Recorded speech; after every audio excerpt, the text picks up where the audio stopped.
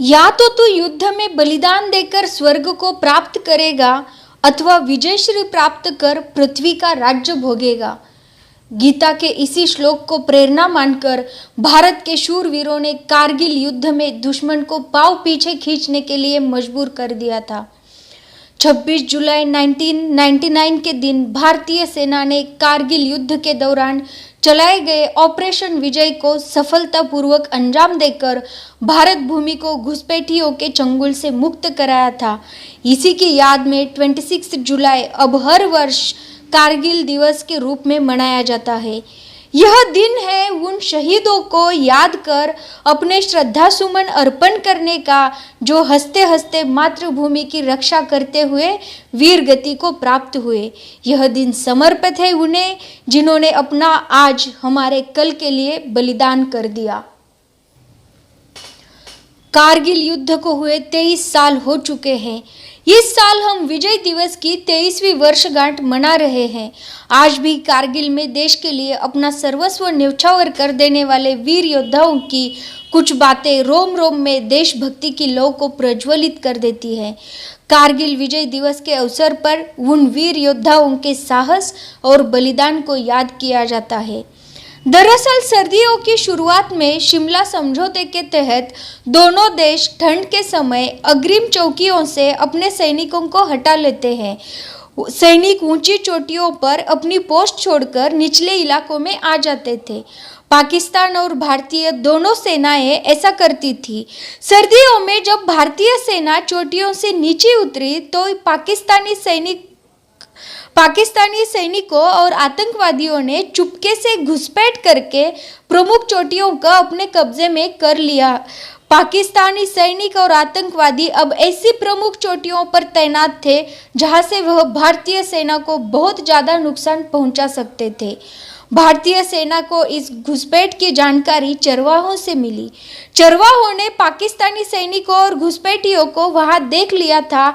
इसके बाद भारतीय सेना ने घुसपैठियों से अपनी जमीन को खाली कराने के लिए ऑपरेशन विजय चलाया।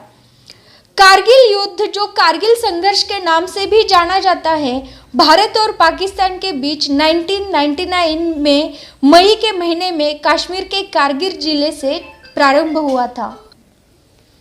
इस युद्ध का कारण था बड़ी संख्या में पाकिस्तानी सैनिकों व पाक समर्थित आतंकवादियों का लाइन ऑफ कंट्रोल यानी भारत पाकिस्तान की वास्तविक नियंत्रण रेखा के भीतर प्रवेश कर कई महत्वपूर्ण पहाड़ी चोटियों पर कब्जा कर लेह लद्दाख को भारत से जोड़ने वाली सड़क का नियंत्रण हासिल कर सियाचिन ग्लेशियर पर भारत की स्थिति को कमजोर करके हमारी राष्ट्रीय अस्मिता के लिए खतरा पैदा करना। पूरे 2 महीने से ज़्यादा चले इस युद्ध में भारतीय थल सेना व वायुसेना ने लाइन ऑफ कंट्रोल पार न करने के आदेश के बावजूद अपनी मातृभूमि में घुसे आक्रमणकारियों को मार भगाया था। स्वतंत्रता का अपना ही मूल्य होता है जो वीरों के रक्त से चुकाया जाता है। पाकिस्तानी सेना का मुख्य उद्देश्य लद्दाख और कश्मीर के बीच संबंध तोड़ना और भारतीय सीमा पर तनाव पैदा करना था। घुसपैठिए पहाड़ की चोटी पर बैठे थे जबकि भारतीय ढलान पर थे और इसलिए उनके लिए हमला करना आसान और हमारे लिए उतना ही मुश्किल था। 3 मई 1999 को पाकिस्तान ने यह युद्ध तब शुरू किया जब उसने लगभग 5000 सैनिकों के साथ कब्जा शुरू कर लिया था। विश्वासघातियों को सबक सिखाने के लिए ही ऑपरेशन विजय चलाया गया। इस युद्ध में भारतीय वायुसेना ने अपना अलग ही पराक्रम दिखाया था। जमीनी हमले के लिए MiG-2I, MiG-23S, MiG-27, जगुआर और मिराज 2000 विमानों का इस्तेमाल किया। मुख्य रूप से जमीनी हमले के सेकेंडरी रोल के साथ हवाई फायर के लिए MiG-21 का निर्माण किया गया था। जमीन पर टारगेट हमला करने के लिए MiG-23 और 27 को ऑप्टिमाइज किया गया था। पाकिस्तान के कई ठिकानों पर हमले हुए, इसलिए इस युद्ध के दौरान ऑपरेशन सफ़ेद सागर में IAF के MiG-21 और मिराज 2000 का बड़े पैमाने पर उपयोग किया गया था। इस युद्ध में बड़ी संख्या में रॉकेट और बमों का प्रयोग किया गया था। करीब 2,50,000 गोले, बम और रॉकेट दागे गए। लगभग 5,000 तोपखाने के गोले, मोर्टार बम और रॉकेट, 300 बंदूकें, मोर्टार और MBRL से प्रतिदिन दागे जाते थे, जबकि 9,000 गोले उस दिन दागे गए थे जिस दिन टाइगर हिल को वापस लाया गया था। ऐसा कहा जाता है कि द्वितीय विश्व युद्ध के बाद यह एकमात्र युद्ध था जिसमें दुश्मन सेना पर इतनी बड़ी संख्या में बमबारी की गई थी। अंत में भारत ने एक जीत हासिल की। इस युद्ध में हमारे लगभग 527 से अधिक वीर योद्धा शहीद एवं 1300 से ज़्यादा घायल हो गए, जिनमें से अधिकांश अपने जीवन के 30 वसंत भी नहीं देख पाए थे। इन शहीदों ने भारतीय सेना की शौर्य व बलिदान की उस सर्वोच्च परंपरा का निर्वाह किया जिसकी सौगंध हर सिपाही तिरंगे के समक्ष लेता है। इन रणबांकुरों ने भी अपने परिजनों से वापस लौटकर आने का वादा किया था, जो उन्होंने निभाया भी, मगर उनके आने का अंदाज निराला था। वे लौटे, मगर लकड़ी के ताबूत में, उसी तिरंगे में लिपटे हुए जिसकी रक्षा की सौगंध उन्होंने उठाई थी। जिस राष्ट्र ध्वज के आगे कभी उनका माथा सम्मान से झुका होता था, वही तिरंगा मातृभूमि के इस बलिदानी जाबाजों से लिपटकर उनकी गौरव गाथा का बखान कर रहा था। इस युद्ध में शहीद हुए भारत के कुछ 2-4 वीर सपूतों के बारे में हम जानेंगे इस अवसर पर। कैप्टन विक्रम बत्रा, ये दिल मांगे मोर।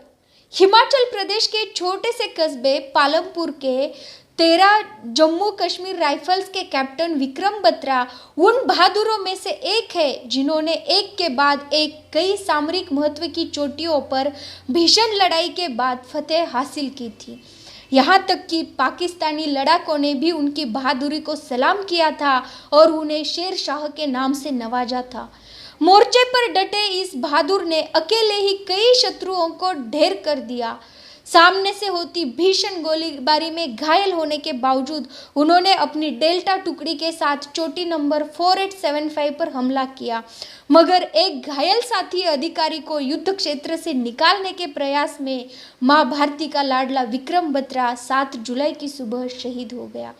अमर शहीद कैप्टन विक्रम बत्रा को अपने अदम्य साहस व बलिदान के लिए मरणोपरांत भारत के सर्वोच्च सैनिक पुरस्कार परमवीर चक्र से सम्मानित किया गया।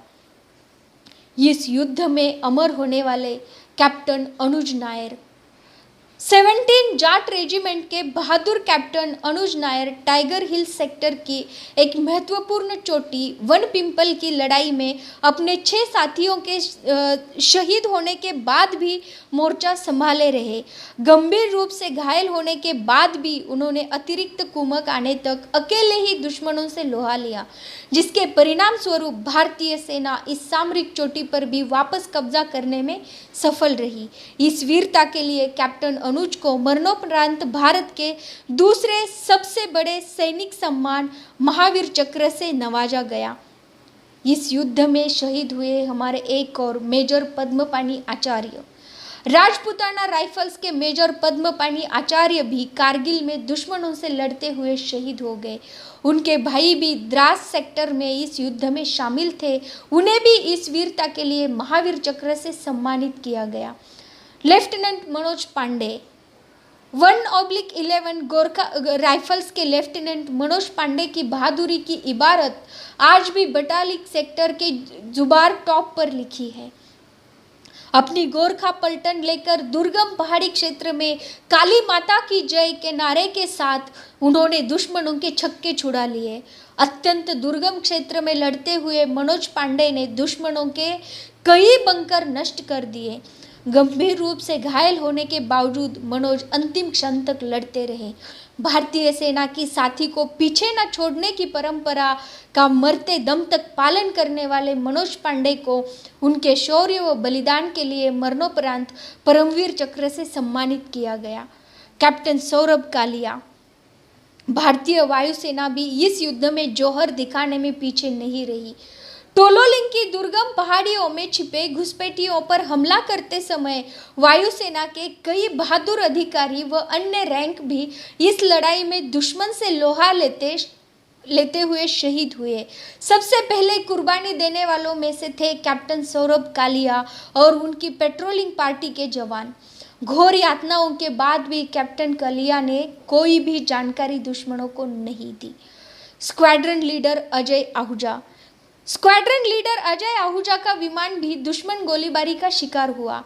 अजय का लड़ाकू विमान दुश्मन की गोलीबारी में नष्ट हो गया, फिर भी उन्होंने हार नहीं मानी और पैराशूट से उतरते समय भी शत्रुओं पर गोलीबारी जारी रखी और लड़ते लड़ते शहीद हो गए। फ्लाइट लेफ्टिनेंट नचिकेता इस युद्ध में पाकिस्तान द्वारा युद्धबंदी बनाए गए। वीरता और बलिदान की यह फहरिस्त यही खत्म नहीं होती। भारतीय सेना के विभिन्न रैंकों के लगभग 30,000 अधिकारी व जवानों ने ऑपरेशन विजय में भाग लिया।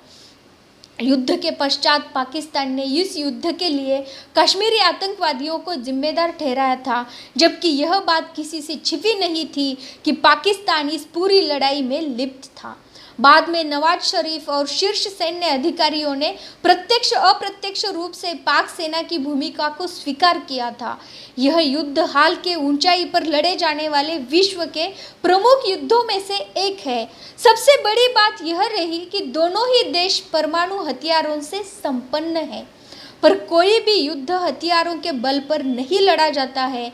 युद्ध लड़े जाते हैं साहस, बलिदान, राष्ट्र प्रेम व कर्तव्य की भावना से, और हमारे भारत में इन जज्बों से भरे युवाओं की कोई कमी नहीं है।